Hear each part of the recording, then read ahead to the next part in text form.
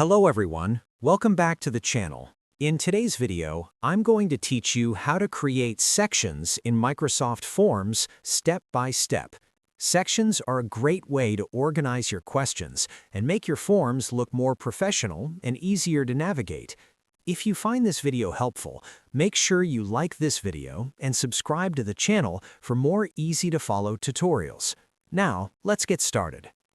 Begin by opening your preferred web browser and heading over to the free Microsoft 365 online service provided by Microsoft.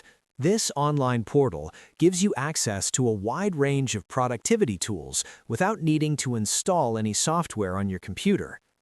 Once you are on the website, locate the option to sign in. Click on Sign In and enter your Microsoft account details. This step is important because you need to be logged in to create and edit forms.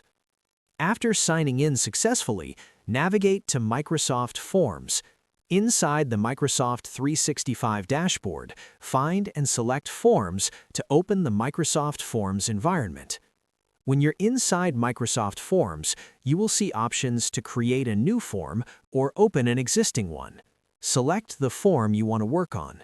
This is the form where you will add your sections to improve organization and structure. Next, click on the option to add a new question. When you do this, you'll see additional options appear. Look for the option labeled Section. Click on Section, and Microsoft Forms will automatically insert a new section divider into your form.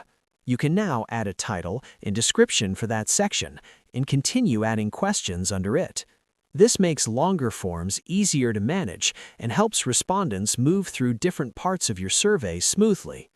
That's it. You've successfully created sections in Microsoft Forms. I hope this tutorial was helpful. Thanks for watching, and I'll see you in the next video.